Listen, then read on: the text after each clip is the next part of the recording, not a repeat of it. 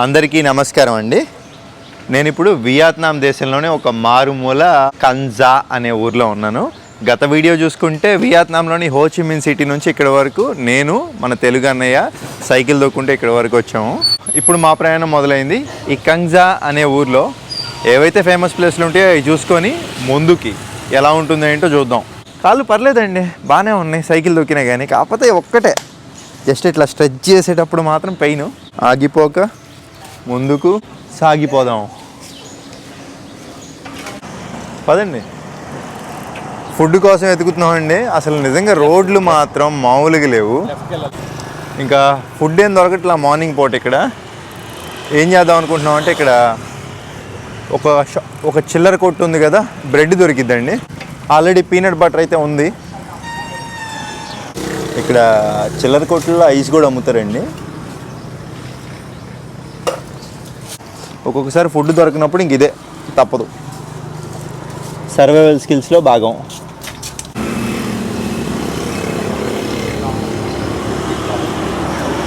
ఇక్కడ కంజే national park అని ఒకటి ఉంది. అక్కడ మొసళ్ళు అయితే కొంచెం ఫేమస్ అంట. అడవి మాదిరి ఉంటుంది. మనం ఉన్న హోటల్ దగ్గర అటు బీచ్ రోడ్డు క్లోజ్ అయిపోయింది కాబట్టి ఇప్పుడు ఇక్కడ నుంచి మనం నేషనల్ పార్క్ కవర్ చేసుకొని ఇంకొక దగ్గరికి వెళ్తాం కదా, అక్కడ ఉంటుందంటండి ఇంకొక బీచ్ ఏదో, అది చూద్దాం. కంజియావ్ ఏంటో మొత్తం ఇక్కడ ఇంగ్లీష్ భాషలో ఉండవు.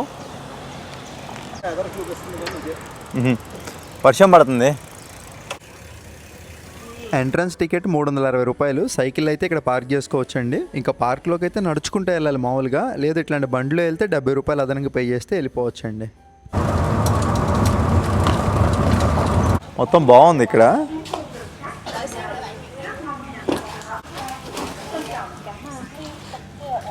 ఇటు గుండా వెళ్ళాలి.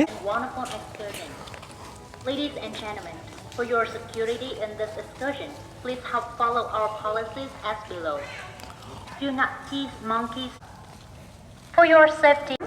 కోతులు దగ్గరగా చూడడానికి వస్తారు ఇక్కడికి. ఇంకా మొసళ్ళు కూడా ఉన్నాయి కదా భయ్యా. ఈ పడవ ఏంటంటే అడవిలో గుండా తిప్పుకుంటా ఇక్కడ బేస్ అని ఒకటి ఉందండి. అప్పట్లో యుద్ధం కోసం పోరాడిన ఆర్మీ వీరుల క్యాంపు, అక్కడికి తీసుకెళ్ళిద్ది. నన్ను అడిగితే ఒకళ్ళిద్దరికి వేస్ట్. ఒక 8 మంది అట్లా ఉంటే గ్రూప్తో వెళ్తే తక్కువ రేట్లో వెళ్ళిపోవచ్చు. ఇదే అనుకుంటా మొసలిది.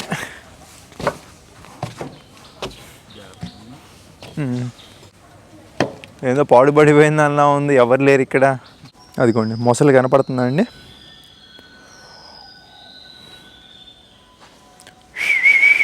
Hello hello. చాలా ఉన్నాయా?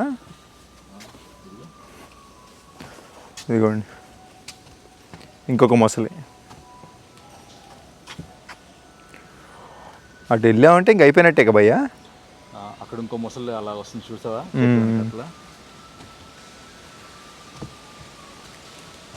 అమ్మ నిజంగా చాలా డేంజర్ అండి బాబు ఇది. అక్కడ ఒక మొసలి.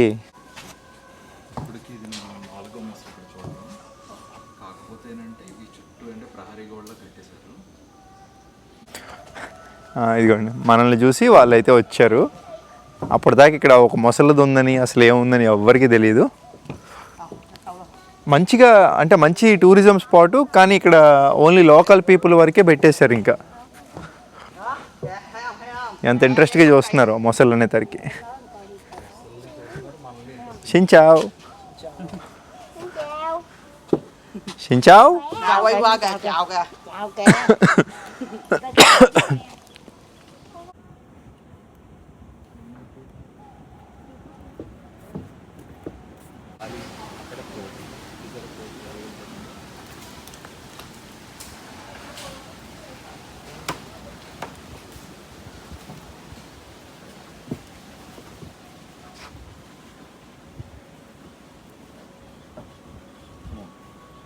కోతి వెనకాతలు వచ్చింది. మన వెనకాతలే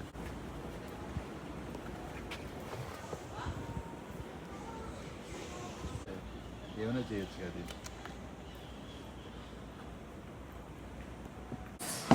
కోతులతో జాగ్రత్తగా ఉండాలి.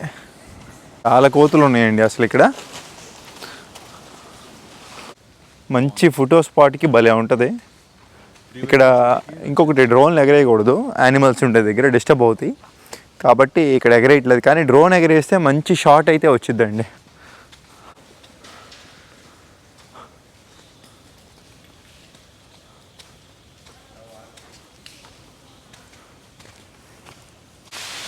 అందుకే గొడుగు ఉంటే చాలా ప్లస్. ఇది వియత్నాం అనేది అన్కండిషనల్ వెదరు, ఎప్పుడు వర్షం పడిద్ది ఎప్పుడు ఎలా ఉండిద్దో తెలియదు. అందుకే ఇక్కడ ఒక సీజన్ అయితే ఉండదండి, ఎప్పుడైనా రావచ్చు. కాకపోతే గొడుగులు అయితే క్యారీ చేయండి. బాగుంది, ఎవ్వరు లేరు భయ, మనమే ఉంది. టూరిస్టులు ఎవరు లేరు కదండి, ఇంకా క్లోజు.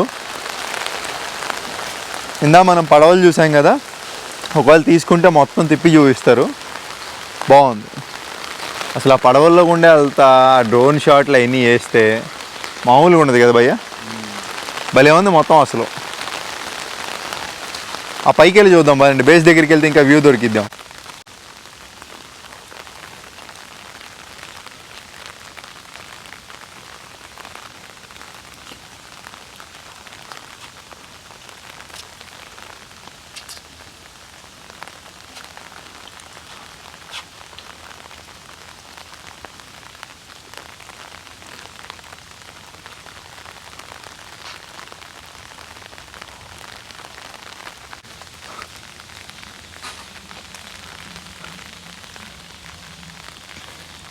వెళ్తానే ఉందండి, ఎప్పటికి ఎన్ని దాటామో తెలియదు. ఇట్లాంటి ఆ పడవ రైడ్ తీసుకుంటే మొత్తం వాళ్ళు ఇంక తిప్పి చూపిస్తారు, మనం ఇట్లా నడిచి చూసే పని లేకుండా.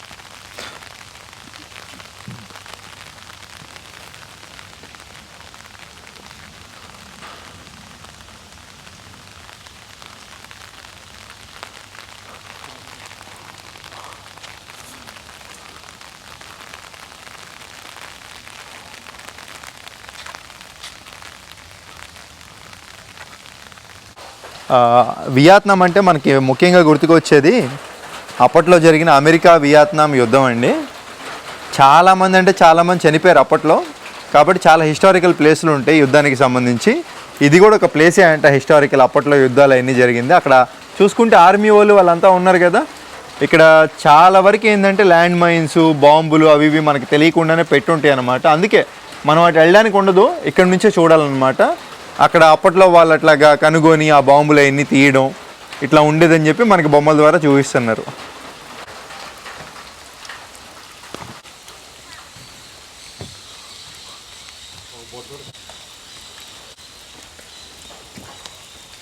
బేస్ క్యాంప్కి అయితే వచ్చేసాము. అప్పట్లో ఆర్మీ వాళ్ళు అమెరికా వియత్నాం యుద్ధం జరిగినప్పుడు ఏంటంటే ఇక్కడ అడవుల్లో బేస్ క్యాంపులు, వార్ హిస్టరీ ప్లేస్ అని అయితే అంటున్నారు. అప్పట్లో వాళ్ళు ఇలా ఉండేవాళ్ళు ఎక్కడ అని చెప్పి ఇక్కడ బొమ్మలండి, నమూనాలు అయితే పెట్టారు. హల్వా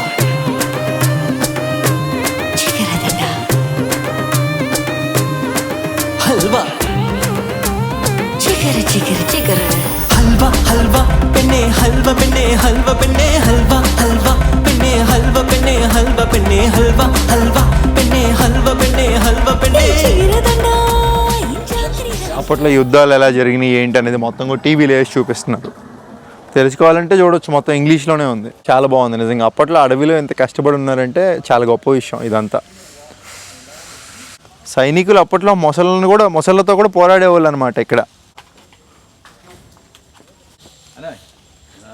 అదిగోండి బాంబులు అలా ఉండే అప్పట్లో. 6 కానీ 8 మంది కానీ ఉంటే అదొక అడ్వాంటేజ్.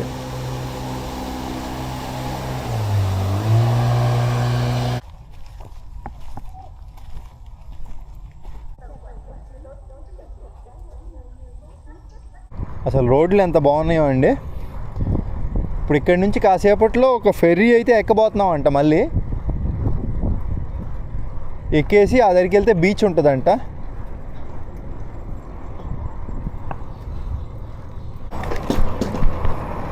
చిన్నపిల్లలందరూ ఆడుకోవడానికి పార్క్ ఉంది. Hi hi guys.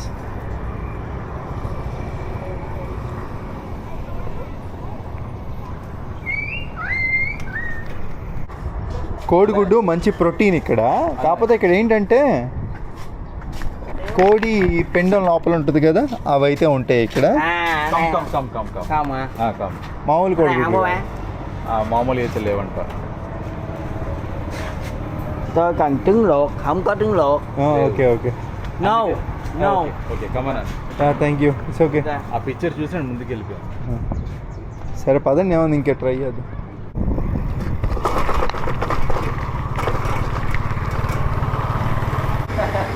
ఫోన్లో ఇక్కడ రైస్ కూడా ఉంది.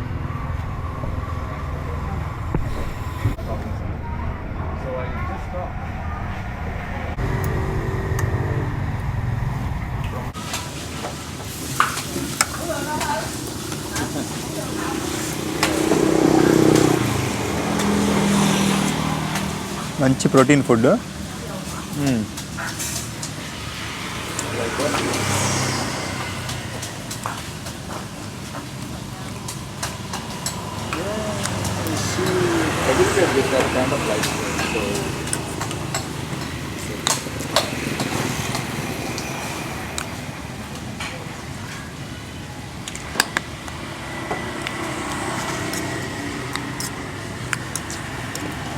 Please carry on. Take care.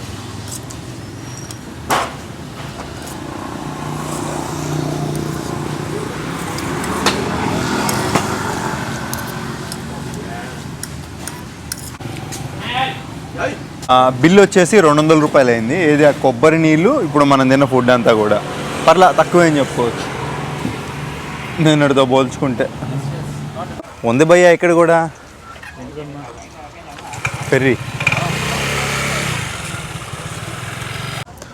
ఇదిగోండి ఇంక ఇదే అండి ఫెర్రీది. వచ్చేసాము మ్యాప్లో చూసుకొని. ఇది దాటితే ఏదో సిటీ ఉంటుంది అంట. ఊరి పేరు ఏం పేరు? ఒంగ్తావ్. దాటితే సిటీయేనా ఇంకా? ఇది దాటితే అక్కడికి ఎంటర్ అవుతాం. అక్కడి నుంచి మళ్ళీ కొంచెం తొక్కాలి. బీచేగా మొత్తం అదేనా? అటు సైడ్ అంతా beach. అదే చూద్దాం. ఇప్పుడు మనం నిన్న స్టే చేసాం కదా, ఈ ప్లేస్ మీద అది కొంచెం డెవలప్డ్ అనమాట. ఇంకా టూరిస్టే అది కూడా. బాగా టూరిస్ట్. సైకిల్కి ఒక 30,000 వియట్నాం డాంగ్స్. Thank you. మనిషికి 70,000, సైకిల్కి 30,000. అదే బైక్ అయితే 50,000. ఇప్పుడు మనకి 1,00,000 వియట్నాం డాంగ్స్ 350 రూపాయలు చిల్లర పడిందండి. ఇక్కడే టికెట్ తీసేసుకుంటున్నారు.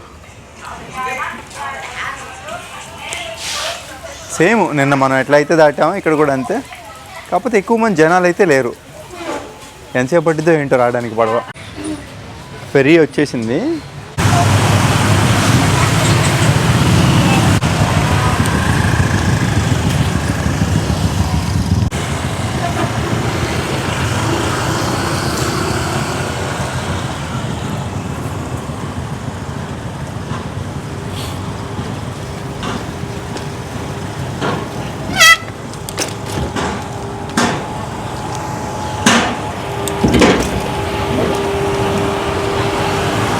భయ్యా ఇక్కడ అన్నీ ఉన్నాయండి. టాయిలెట్ కూడా. పైన ఏసీ ఉందిగా. వ్యూ లేదు కాకపోతే ఇక్కడ నుంచి. పైన మంచిగా ఏసీ అయితే ఉంది.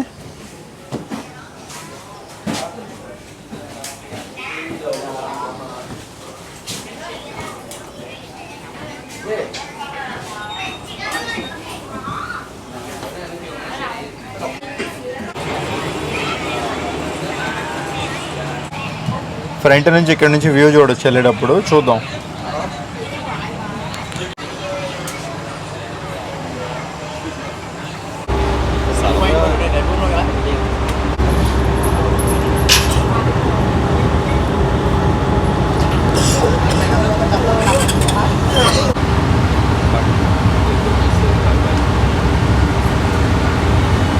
అదమ్మా ఊరు.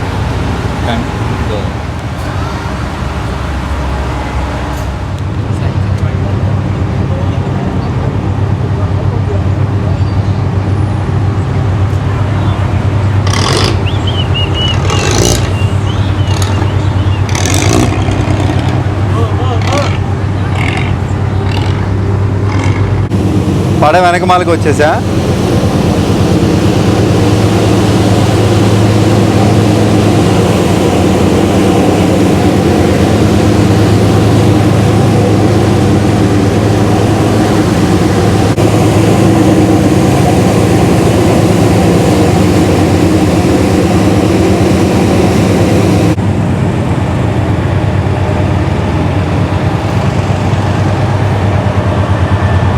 ఇక్కడ డ్రింకులు వాటర్ ఏమైనా కావాలన్నా తీసుకోవచ్చు. హలో. ఇక్కడ నుంచి ఒక 12-13 కిలోమీటర్లు వెళ్తే వచ్చేస్తుంది ఇంకా అటు. ఆడు వచ్చాడని మనం వచ్చాం. ఒకసారి మ్యాప్ ఓపెన్ చేయండి. ఎన్ని కిలోమీటర్లు ఉంది? జాగ్రత్తగా తీయాలి ఫోన్లు. పైన అందరికి విదేశీయులమేగా. ఇంకా అక్కడ మనం చూసినప్పుడు ఎన్ని కిలోమీటర్లు? ఇక వచ్చేసాం.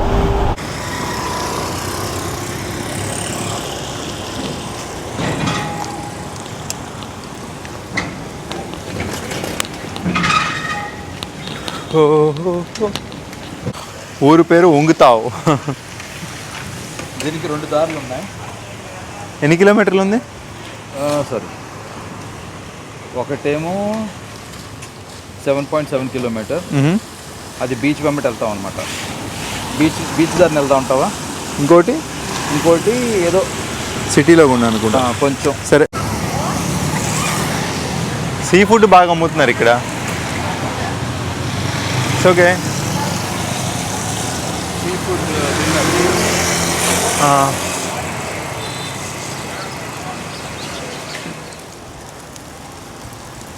అసలు భలే ఉంది. పక్కన మొత్తం సముద్రం, ఫుట్పాత్, రోడ్డు.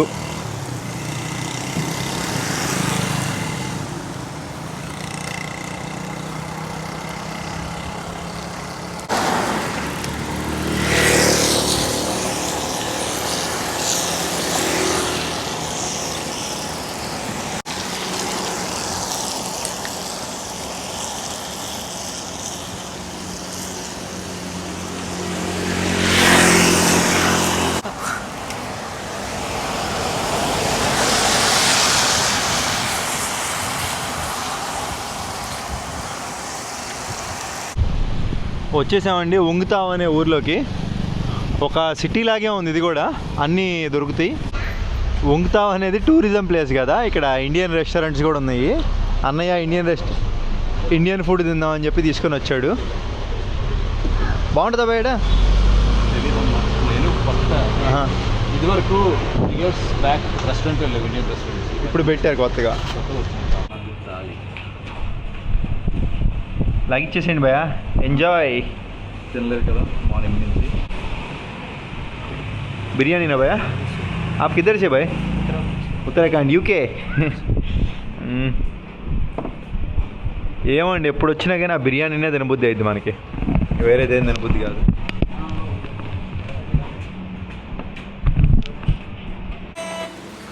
ఏందో ఎక్కడికి వెళ్ళినా మన ఇండియన్ ఫుడ్ మాత్రం తక్కువ ఇస్తారండి, రేటు మాత్రం ఎక్కువ ఉంటుంది. నేను మామూలు తిన్నబయ్యా ఇండియన్ ఫుడ్, ఇంకా మీరు ఉన్నారని తిండి మీకోసం. మీరు లైక్ చేసేయండి.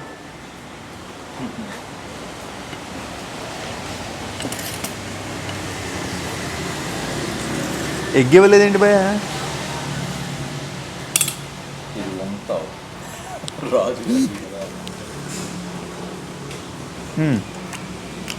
చికెన్ ఫ్రెష్గా ఉంది.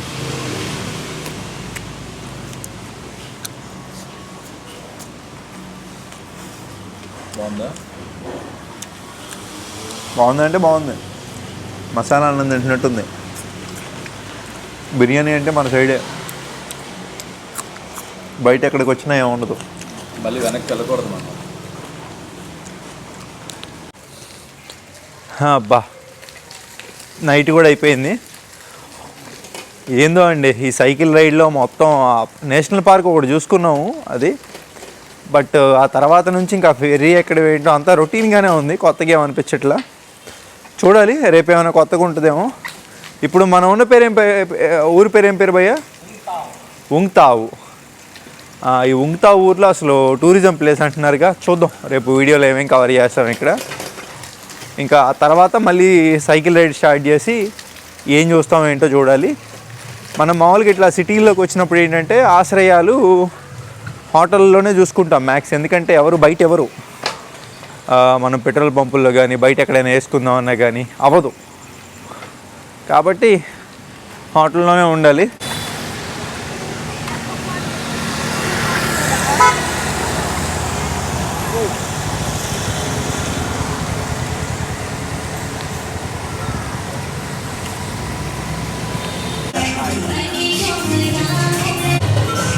భయ్యా భయ్యా పిండిని కొద్దే రొట్టె అన్నట్టు మనం పెట్టినప్పుడు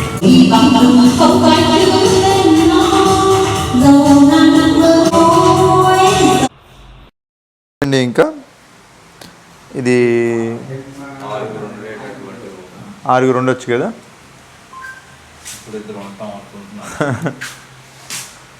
అది 250 అవుతుందని. ఓకే, ఎలాగవుతుంది 250? చాలా ఎందుకులే భయ్య ఆడితే మనకి ఆడ 30,000 అడుగుతుంది. ఎన్ని దబ్బెట్టుకోవాలా? ఒక్క నిమిషం. ఇప్పుడైతే మీకు 250 కావాలి అంతే కదా. Okay okay, come down side and give passports. Okay, come down and give. Okay, time వచ్చేసి 10 అవుతుందండి. ఇంకా మొత్తానికి సెట్. ఇక నేను ఎడిటింగ్ అయితే స్టార్ట్ చేసుకుంటా. ఒక వీడియో అయినా ఎడిటింగ్ చేస్తే అప్లోడ్ చేయడానికి బాగుంటుంది. ఇంకొకటి, రేపు ఈ ఊరి పేరు ఏం పేరన్నా? ఉంగ్తావ్. పేర్లు భలే డిఫరెంట్గా ఉంటాయి. ఇది ఒక టూరిస్టిక్ ఏరియా, చాలామంది విదేశీయులు ఇక్కడికి వస్తారు. కాబట్టి ఇక్కడ రేపు ఈ ఊరి పైన ఒక వీడియో చేయడానికి ప్రయత్నిద్దాం. కేబుల్ కార్ అవన్నీ కూడా ఉన్నాయి, వచ్చేదారిలో చూసామన్నమాట. మొత్తం రేపు చూద్దాం ఎలా ఉంటుంది ఏంటో. వీడియో నచ్చితే అప్పట్లో ఒక లైక్ చేసి, కొత్త వాళ్ళు ఎవరైనా చూస్తుంటే సబ్స్క్రైబ్ చేసుకోండి. ఉంటాను, నెక్స్ట్ వీడియోతో కలుద్దాం.